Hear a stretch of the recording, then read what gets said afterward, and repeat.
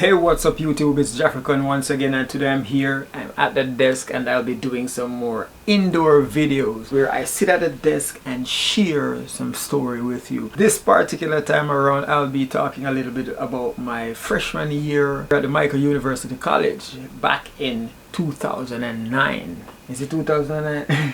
What did you say, boy? Back in 2008. Alright, so back in 2008, I was fresh out of the Turks and Caicos Islands and ready to attend the Michael University College, where I would embark on a journey, a life-changing journey, they said. So yes, I was admitted to the Michael University College and I started in September of 2008. Was it 2008? Yeah. In September of 2008, I was admitted in the four-year undergrad degree program where I studied industrial technology and majored in electrical technology. In fact, when I was admitted, I went there to teach mathematics, and for some reason, they signed me up for music, to become a music educator.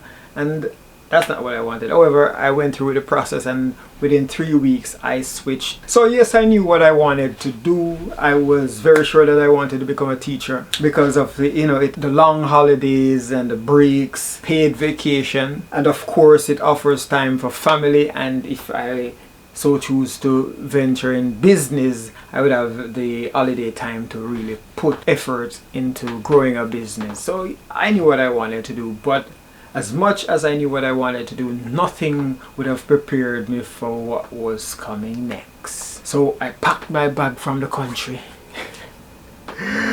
jumped in my brother's car, and I headed to Kingston, and I pulled up at the Michael University College, and boom, that's where it all started.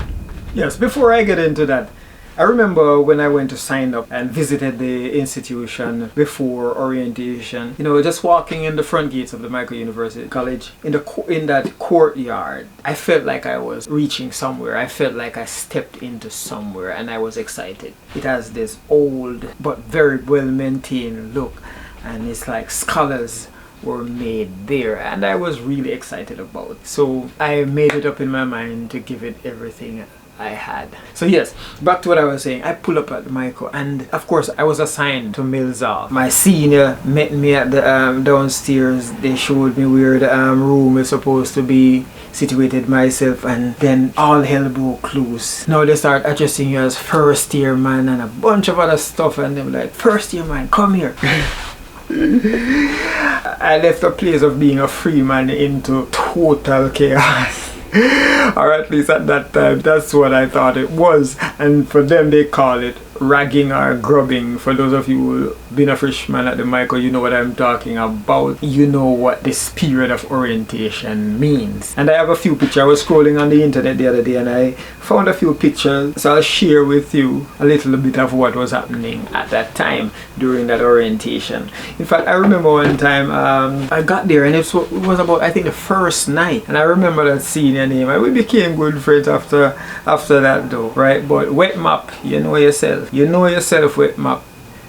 Wet Map, you borrowed my iron. And until this very day, I have not seen or heard from that iron again. Never been seen yet. But yeah, it was all a part of the game. So let me show you a little bit of the pictures and talk about it. Now, this picture that I came across, and I remember it so clearly. I mean, this is not from my batch, but it pretty much shows a little bit of what was happening. So check this out. We would have to get up so early in the morning as though we were going to work. Like they would say, we are teachers in training. So we'll get down into the quadrangle. We would line up arms length apart with our right hand raised, ready to say the school pledge. And we had to keep our arm up at all times. And we would have to recite the college pledge. Now, if a mistake was made, we had to start all over again, keeping our arm in this position, and if it falls, everybody had to start over again. So if one person messes up, everybody had to start over again. There are times when they'll do it individually just to, I don't know what they were doing, but at the time it felt like hell. I mean, people were getting furious and all sort of stuff, but that didn't matter. It was just an opportunity for them to give you more hell. I have said that thing so many times that I am almost certain I could say it right now without making a mistake. And it's like, what, 10 years after I've exited the walls of the Michael University College. Yeah, so we'd come down in the quadrangle and we'd recite the pledge, we would do a roll call and what have you, and then after that they would send us out into the campus to interact or just to be out there. They're like, your teachers in training, go out as though you're going to work and you cannot return to the dorm until a certain time. Usually, if I'm remembering correctly, it's in the afternoon at a time when school would have been out. That's when you're able to return to the hall. So you have to stay out there and do whatever. And mind you, our courses hadn't started yet, so we just be out on the campus. All we could do was just talk. And of course, there were times when they had activities out there for us, just more reciting of the pledge and more gimmicks. To us, it was just gimmicks and just straight bullying, right? And they would always say that it's all for our good, right? So we'd be there. Then when it's time to return to the hall, you would have to recite the college pledge again or something else. And for those who were religious and don't participate in pledges, they would have to recite something that we call the Buxton Extra. And I've heard that so many times that even though I didn't have to say it, I knew it by heart. That's how crazy it was. And if one person made a mistake, they would have to go to the back of the line, and it was your gate pass to the dorm, being able to recite the thing without a mistake. Yeah, so we would get out in the campus in a straight line and lead off to wherever. And of course, there was the spot that they call Jurassic Park, and only seniors should sit over there. And if you're caught over there, of course, you would hear the end of it. Right, so that was a whole thing, and it was terrorism at best. But for real, just looking back at it now, I enjoyed every bit of it. I eventually became a senior and dished out the same type of training. Let me put it that way. Dished out the same type of training to my freshmen. One of the things that we look forward to back in those days were the days when we would get out on the campus and the ladies would come over from the other dorm and would join us on the compound on the main campus for just to interact and socialize. I look forward to that because of course I ain't trying to be where a ton of men are, right? So once the ladies came over, it was all the ragging and grubbing felt like nothing, of course, until they left and we had to go back to the dorm. So while going through this orientation period, of course there were some key things that we learned, but for the most part it felt like hell and we wanted to escape it so bad. Some people wanted to go home. If I'm remembering correctly, some freshmen left to go home. Some would call their parents and all sorts of stuff, but it didn't look good. Can you imagine you as a grown man or woman calling your parents because you're going through what they call mandatory orientation? It doesn't look good on you, so you definitely go through with it and just bear all that you were going through. One of the funniest things that happened was that during this period they would give you something that we call grub names. And you would have heard me said one in the beginning when I talked about my iron. It was a senior's name that I called when I said Wet Map. So that's his name, Wet Map, right? I don't know how he got it. And usually they give you a name based on maybe something you said or something that you did or they told you to do.